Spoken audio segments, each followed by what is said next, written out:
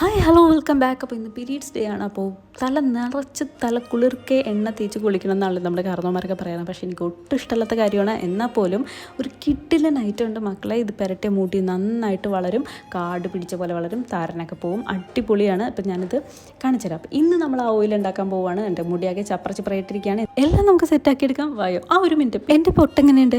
ആദ്യമായിട്ട് എത്ര വലിയ പൊട്ട് വിടണം. അപ്പോൾ അതും കൂടി ഒന്ന് കമൻറ്റ് ചെയ്തേ കേട്ടോ. അപ്പോൾ ആദ്യം നമുക്ക് മുടിയൊക്കെ ഒന്ന് കെട്ടി വെച്ചിട്ട് പാഡൊന്ന് മാറ്റിയിട്ട് വരാം. പിന്നെ ഒരു ഹാപ്പി ന്യൂസിൻ്റെ ഒരു കിഡിലും പ്രോഡക്റ്റ് ഞാൻ പരിചയപ്പെടുത്തി തരാം. നിങ്ങൾക്ക് എല്ലാവർക്കും യൂസ്ഫുൾ ആവും.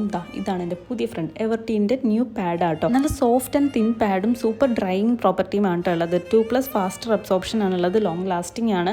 പിന്നെ ഇതുകൊണ്ട് റാഷസോ ടാനിങ്ങോ ഒന്നും ഉണ്ടാവില്ല. പിന്നെ 8 ലെയർ പ്രൊട്ടക്ഷൻ ഉണ്ട്. ഒരു തരത്തിലും വൃത്തികെട്ട സ്മെല്ല് പുറത്തോട്ട് വരില്ല. പിന്നെ സാധാരണ പാഡിൽ കണ്ടുവരുന്ന ബ്ലീച്ചിങ്ങോ ഇങ്ക്സോ ലാക്ടെക്സോ ക്ലോറിനോ അങ്ങനെ ഒരു ഐറ്റംസും ഇതിനകത്ത് ആഡ് ചെയ്തിട്ടില്ല.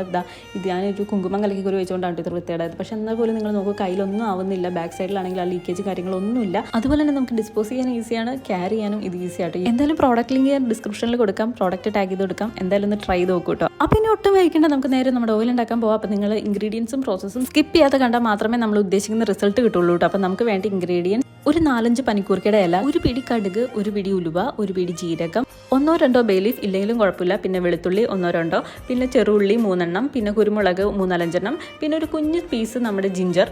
ഇതെല്ലാം കൂടി മിക്സിയിലിട്ട് നന്നായിട്ട് അങ്ങോട്ട് ക്രഷ് ചെയ്തെടുക്കുക കേട്ടോ. ഒട്ടും വെള്ളം ചേർക്കരുത്. എന്നിട്ട് നമുക്ക് നല്ലൊരു ചീനച്ചട്ടി എടുക്കുക, ഇരുമ്പിൻ്റെ ആണെങ്കിൽ അത്രയും നല്ലത്. എന്നിട്ട് നന്നായിട്ട് റോസ്റ്റ് ചെയ്തെടുക്കുക കേട്ടോ. ഇത് സോറിയുടെ നന്നായിട്ട് റോസ്റ്റ് ചെയ്യേണ്ടത്, ചെറുതായിട്ടൊന്ന് ചൂടായാൽ മതി കേട്ടോ. എന്നിട്ട് നമുക്ക് നമ്മുടെ കോക്കനട്ട് ഓയിൽ ഇതിനകത്തോട്ട് ഒഴിച്ചു കൊടുക്കുക. അത് എന്തോരം വേണമെന്ന് വെച്ചാൽ ആ ഇൻഗ്രീഡിയൻസിനേക്കാൾ മേളിലായിട്ട് കോക്കനട്ട് ഓയിൽ നിൽക്കണം, അത്രയും മതി.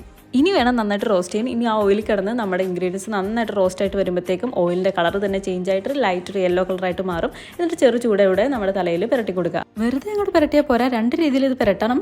കാരണം ആദ്യം ഡാൻഡ്രഫിനെ നന്നായിട്ട് കുത്തി ഇളക്കിയതിന് ശേഷം ചെറു ചൂടോടെ തലയോട്ടിയിൽ മൊത്തം ഈ എണ്ണ മാത്രം പുരട്ടി കൊടുക്കുക. എന്നിട്ട് നമ്മൾ ഈ റോസ്റ്റ് ചെയ്ത ഇൻഗ്രീഡിയൻ്റ് ഉണ്ടോ, ഈ സാധനം, ഇത് നമ്മുടെ തലയോട്ടിൽ നന്നായിട്ട് സ്ക്രബ് ചെയ്ത് കൊടുക്കുക. പുറത്തിറങ്ങി ചെയ്യണം കേട്ടോ, അല്ലെങ്കിൽ റൂം മൊത്തം വൃത്തിയേടാവും.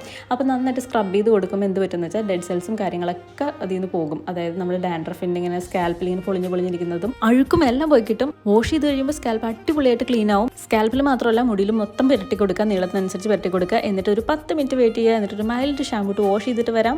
ഓക്കെ, അപ്പോൾ ഹെയർ നന്നായിട്ട് വാഷ് ചെയ്ത് ഉണക്കി എടുത്തിട്ടുണ്ട്. നാച്ചുറലി ഉണക്കിയതാട്ടോ, ഒരു ഹെയർ ഡ്രയർ ഒന്നും യൂസ് ചെയ്തിട്ടില്ല. അപ്പോൾ ഇതാണ് നമ്മുടെ റിസൾട്ട്. ഡാൻഡ്രഫ് നന്നായിട്ട് പോയിട്ടുണ്ട് കേട്ടോ. ഒരൊറ്റ ഡാൻഡ്രഫ് പോലും ഇപ്പോൾ തലയിലില്ല. പക്ഷേ ഇത് കണ്ടിന്യൂ ചെയ്ത് പോകണമെങ്കിൽ ആഴ്ചയിൽ ഒരു ദിവസം എങ്കിലും നമ്മൾ അറ്റ്ലീസ്റ്റ് ചെയ്യണം കേട്ടോ. നല്ലതാണെന്ന് പറഞ്ഞ് എന്നും ചെയ്യാനും നിൽക്കേണ്ട, അത് ഓപ്പോസിറ്റ് റിസൾട്ട് ഉണ്ടാക്കും.